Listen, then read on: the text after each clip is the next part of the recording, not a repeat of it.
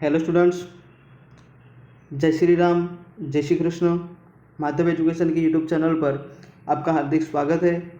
और आज हम यहाँ पे पढ़ने वाले हैं मेगास्पोरोजेनेसिस। हमने आगे पढ़ा था माइक्रोस्पोरोजेनेसिस, वो इसके सिमिलर टॉपिक था। डन। ये है मेगास्पोरोजेनेसिस, यानी कि यहाँ पे हम बनाएंगे भी मेगास्पोर। क्या बनाएंगे? मेगास्पोर। याद रखना है, हम यहाँ पे बनाएंगे मेगास्पोर।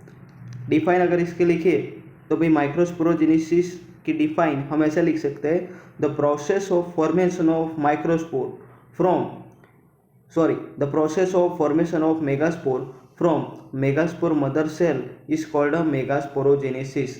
डन। फिर से यहाँ पे the process of formation of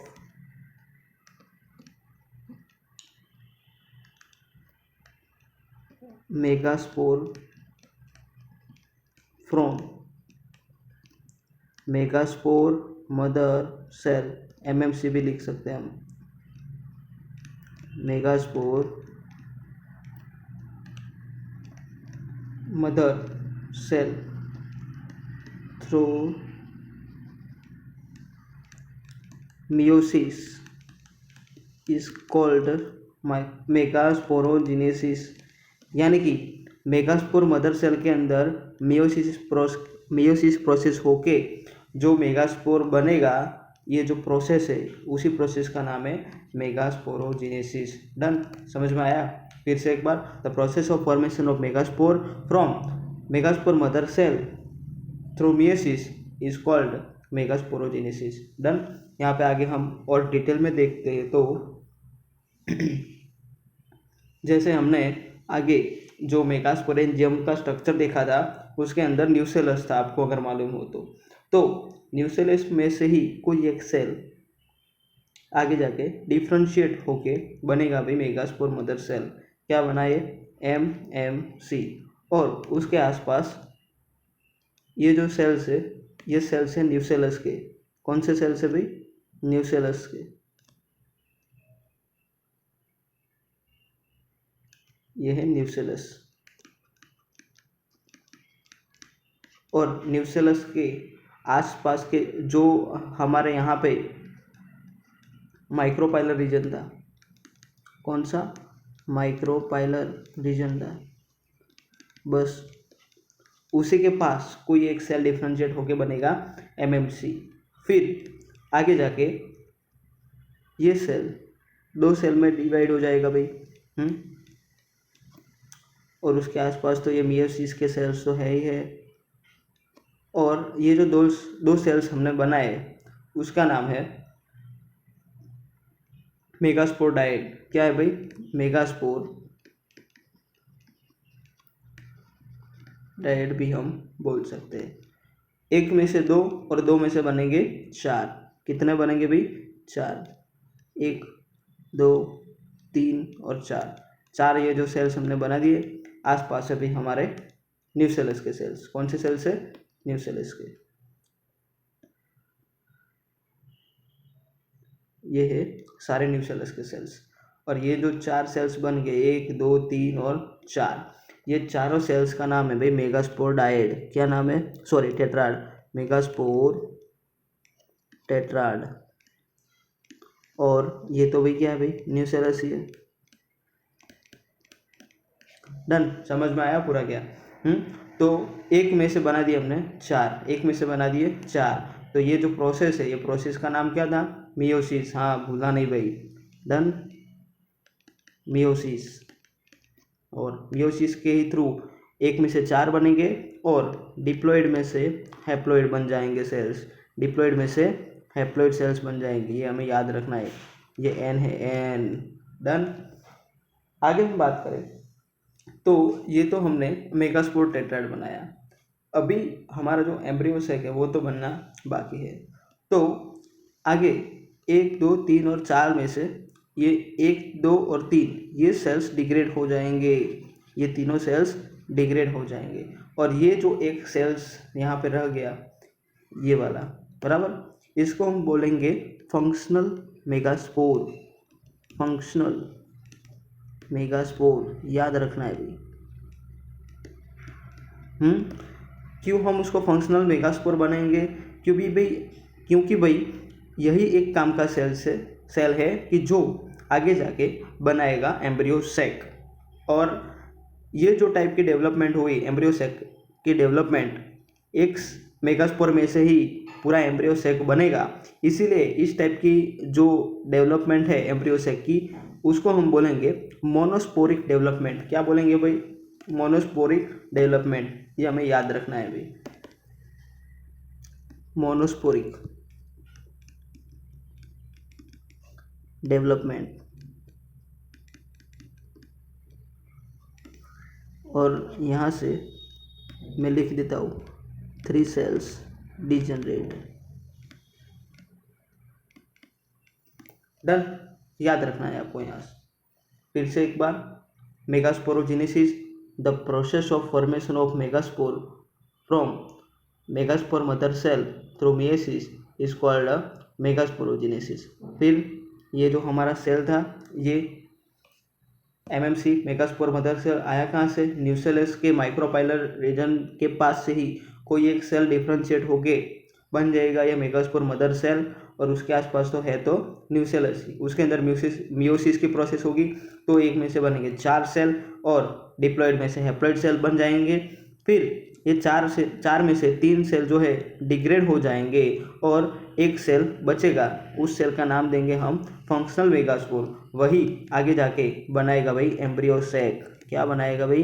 embryo sac. और एक ये जो 4 में से एक ही सेल जो है आगे सर्वाइव कर पाएगा और एम्ब्रियो सैक में डेवलप हो पाएगा।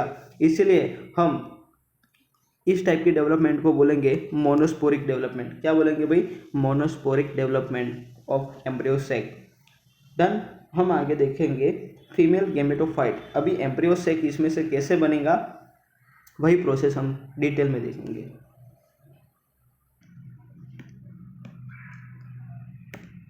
हम यहाँ पे डिस्कस करेंगे फीमेल गैमेटोफाइट। क्या डिस्कस करेंगे भाई?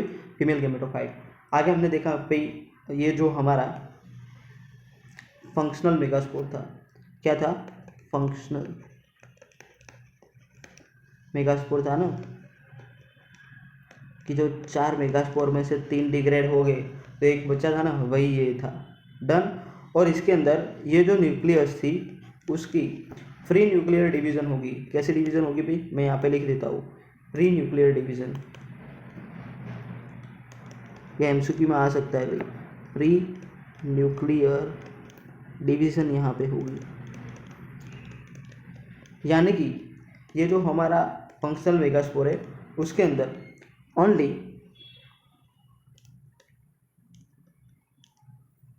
ये जो न्यूक्लियस के ही डिवीजन होंगे, एक न्यूक्लियस का 2 न्यूक्लियस बन जाएंगे।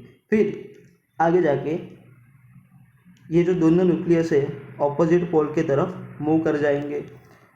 फिर से एक बार फ्री न्यूक्लियर डिवीजन होगा तो एक में से बनेंगे 2 सेम टू सेम, यहाँ से भी एक में से बनेंगे 2। फिर यहाँ आगे जाके फिर से 2 में से बनेंगे भाई 4, 1 2 3 और 4। यहाँ पर 1 2 3 और 4। डन। अभी तक देखो ओनली न्यूक्लियस से डिवाइड हुआ है, कहीं पे सेल वॉल फॉर्मेशन हुई ही नहीं है। और जो हमारा एम्ब्रियो सैक होगा वो होगा 7 सेल्ड एंड 8 न्यूक्लिएटेड स्टेज के अंदर। यानी कि 8 न्यूक्लियस तो हमने यहाँ पे बना दिए, लेकिन अब बनाने की बारी है भाई सेल वॉल। तो आगे जाके ये जो हमारा माइक्रोपाइलर रीजन था ना, माइक्रोपाइलर रीजन यानी कि यहाँ से माइक्रोपाइलर टिप थी जहाँ आगे जाके पोलन ट्यूब जो है एंटर करेगी एम्ब्रियो सैक के अंदर से और डबल फर्टिलाइजेशन होगा। पढ़ेंगे हम आगे धीरे धीरे। तो यहाँ पे पहले तो हम बना देते जो हमारा एग सेल है बड़ा वाला, वो ये है भाई हमारा एग सेल। थोड़ा छोटा ड्रॉ कर लेते हैं। ये है एग सेल और एग सेल के पास में हम देखें तो ये एक और ये दो सिनर्जिड सेल्स है। कौन से सेल्स है? Synergid cells.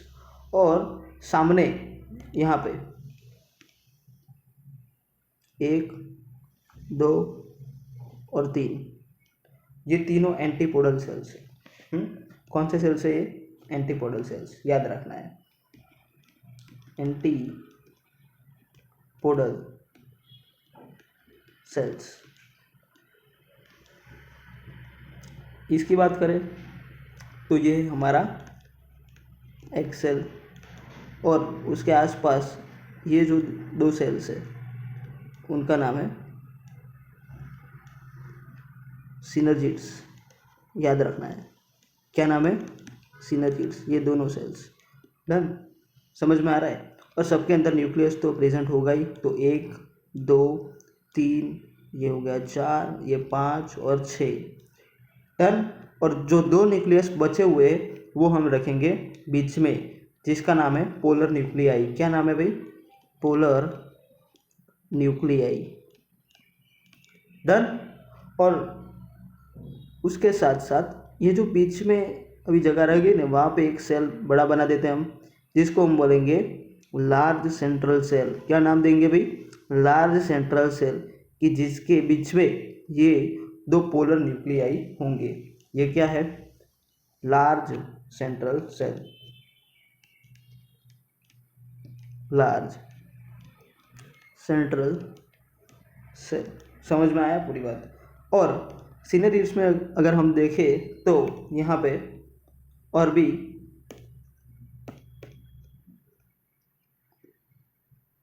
ऐसा कुछ स्ट्रक्चर प्रेजेंट होता है यहाँ, स्मॉल थिकनिंग्स, जिसका नाम हम देंगे फिलीफॉर्म एपरेटस। क्या नाम है भाई? फिलीफॉर्म। तो कलर बदल देता हूँ, आपको दिखाई नहीं देगा।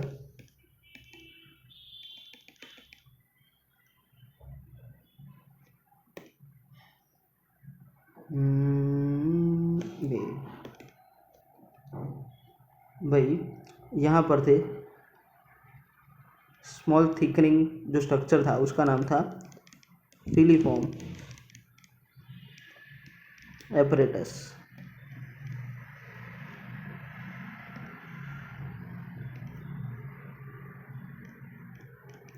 समझ में आया? फिर यहाँ पे दो सिनेरियड्स और एक एग सेल मिलके बनाएंगे एग एपरेटस। क्या बनाएंगे भाई? Egg apparatus. ये याद रखना है। डन। तो ये हमारा जो एम्ब्रियो सेक का स्ट्रक्चर है पूरा डेवलप होके बन गया। और ये हमारा है माइक्रोपाइलर रीजन, पोल भी बोल सकते हैं। और ये है चलाजाइन।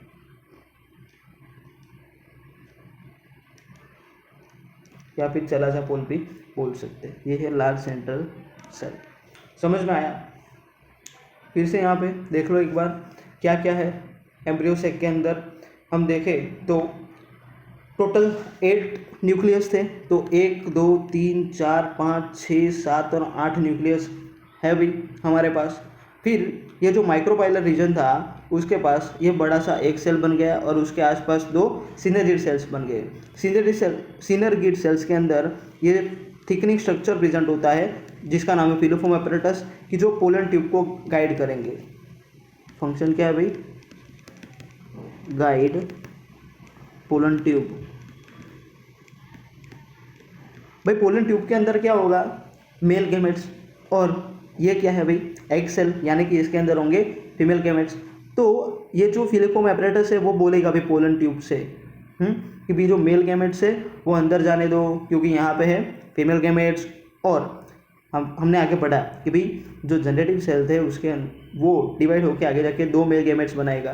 तो एक मेल गैमेट यहाँ फ्यूज होगा एक सेल के साथ और दूसरा मेल गैमेट फ्यूज होगा यहाँ पे पोलर न्यूक्लियाई के साथ। इसीलिए हम इस टाइप के जो फर्टिलाइजेशन है उसका नाम दिया है डबल फर्टिलाइजेशन। डन। उसके साथ साथ ये सिनर्जिड्स और एग सेल मिलके बनाते हैं एग एपरेटस। फिर से एक बार पूरा प्रोसेस फटाफट से रिवाइज कर लेते हैं। ये है functional megaspore. Free nuclear division हुआ, एक में से 2 बने, 2 ऑपोजिट ये फंक्शनल मेगास्पोर बराबर। फ्री न्यूक्लियर डिवीजन हुआ तो एक में से दो न्यूक्लियस बने, फिर दोनों न्यूक्लियस ऑपोजिट पोल की तरफ मूव कर दिए, फिर से फ्री न्यूक्लियर डिवीजन हुआ, दो में से चार, चार में से आठ। फिर ये जो 8 न्यूक्लियस है, अभी तक तो फ्री न्यूक्लियर डिवीजन ही था, अब सेल वॉर फॉर्मेशन होने की स्टार्ट होगी। यानी कि ये जो 6 न्यूक्लियस थे, 8 में से 6 न्यूक्लियस के आसपास सेल वॉल बनेगी, जो हमारे माइक्रोपाइलर रीजन के अंदर बीच में ये एक सेल बनेगा और उसके आसपास दो सिनर्गिड सेल्स बनेंगे, और सिनर्गिड सेल्स के नीचे यहाँ पे फिलिफोम एपरेटस कुछ थिकनिंग स्ट्रक्चर होगा कि जो पोलन ट्यूब को आगे जाके गाइड करेगा कि भाई यहाँ से एंटर होइए।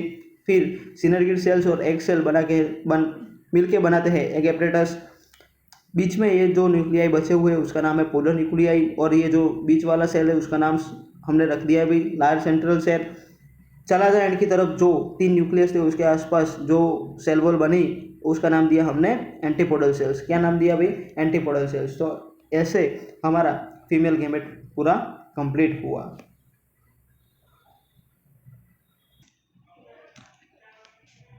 आगे हम यहाँ पे फटाफट से एनसीईआरटी की लाइन बाय लाइन देख लेते हैं।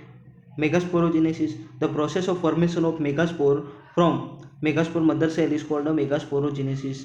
तो ovules generally differentiate a single megaspore mother cell in the micropylar region. हमने ये तो बताया था माइक्रोपाइलर रीजन के पास जो न्यूसेलस के सेल्स से उनमें से एक सेल आगे जाके बनेगा भाई जो हमारा microspore mother cell. The it is the large cell containing the dense cytoplasm. याद रखना है कि भाई ये जो हमारा एमएमसी थे उसके अंदर डेंस साइटोप्लाज्म होता है और एक प्रोमिनेंट न्यूक्लियस भी प्रेजेंट होता है। The MMC undergoes the meiotic division. हमने बताया था कि भाई एमएमसी मियोटिक डिवीजन यानी कि उसके अंदर मियोसिस होके एक में से बनेंगे भाई 4 सेल, यानी कि 4 मेगास्पोर बनाएंगे यहाँ पे बराबर। फिर ये जो प्रोसेस है हमने आगे बढ़ा, ये हमारा है मेगास्पोर मदर सेल, उसके पास न्यूसेल, उसके आसपास है न्यूसेलस के सेल्स, और ये है माइक्रोपाइलर एंड। उसके बाद हम बात करें तो एक में से 2 सेल्स बन गए, हम उसका नाम रखेंगे मेगास्पोर डायड, और ये है आसपास के न्यूसेलस और ये माइक्रोपाइलर रीजन, और ये हमारा ये नीचे वाला है, सही है बराबर, ये हमारा चला एंड है। और 2 में से बन जाएंगे 4 सेल, 1 2 3 4 मेगास्पोर टेट्राड, ये माइक्रोपाइलर एंड। फिर female gametophyte.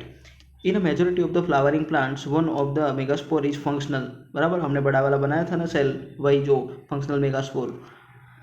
While the other 3 degenerates, only the functional megaspore develops into the female gametophyte यानी कि embryo sac. This method of the embryo sac formation from a single megaspore is termed as a monosporic development. मैंने बताया था ना कि भाई जो हमारे 4 मेगास्पोर में से 3 सेल डिग्रेड हो गए, एक सेल जो फंक्शनल मेगास्पोर बन गया रह गया था, उनमें से ही पूरा एम्ब्रियो सेक बनेगा। उस टाइप की जो डेवलपमेंट है हम उसको बनेंगे मोनोस्पोरिक डेवलपमेंट। याद रखना है हमें। डन। ये हमारी ये जो 4 सेल हमने बनाए थे ना, 1 2 3 और 4, इसमें से ये 3 डिग्रेड हो गए और ये हमारा बन गया फंक्शनल मेगास्पोर।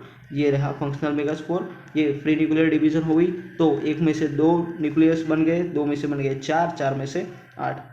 फिर 8 में से ये जो ऊपर से एक न्यूक्लियस और नीचे से एक न्यूक्लियस बीच में आ गया सेल के एकदम, और ये जो बीच वाला सेल है उसका नाम हमने रखा था भाई एग सेल, और उसके आसपास 2 है सिनर्गिड्स, बनाएंगे एग एपरेटस। क्या बनाएंगे भाई?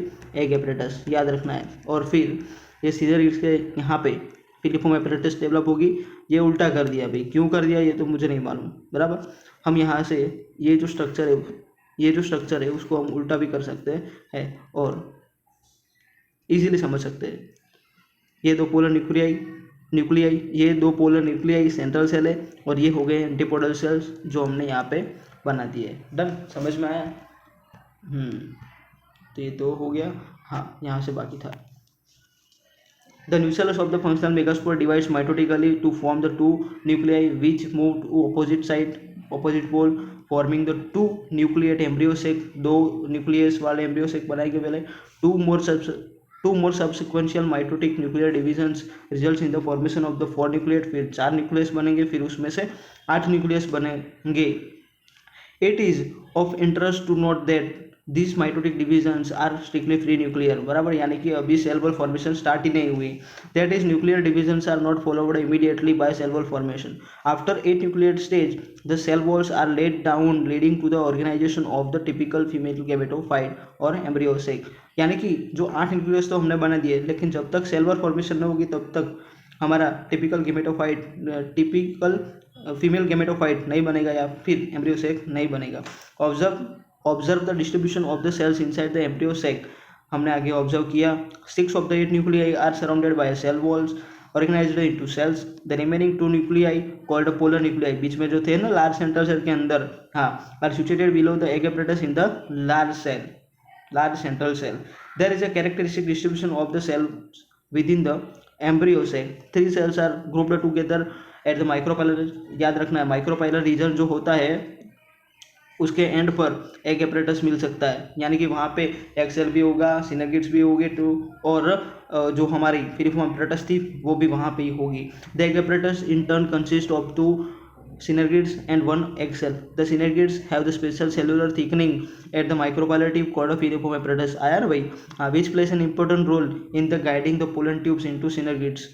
3 cells are at the chalazal end are called antipodal cells. The large central cell as mentioned earlier has 2 polar nuclei, बीच वाले जो थे ना वही। Thus a typical angiosperm embryo sac, याद रखना है MCQ में आ सकता है अभी 8 न्यूक्लिएट और 7 सेल्स स्टेज के अंदर होता है हमारा टिपिकल एंजियोस्पर्म एम्ब्रियो सेक। आगे हम बात करेंगे पोलिनेशन के बारे में, बराबर। तो जय हिंद दोस्तों, आगे वीडियो में बने रहिएगा और माधव एजुकेशन के यूट्यूब चैनल को लाइक शेयर एंड सब्सक्राइब कीजिएगा। चलो, जय हिंद, जय भारत, वंदे मातरम।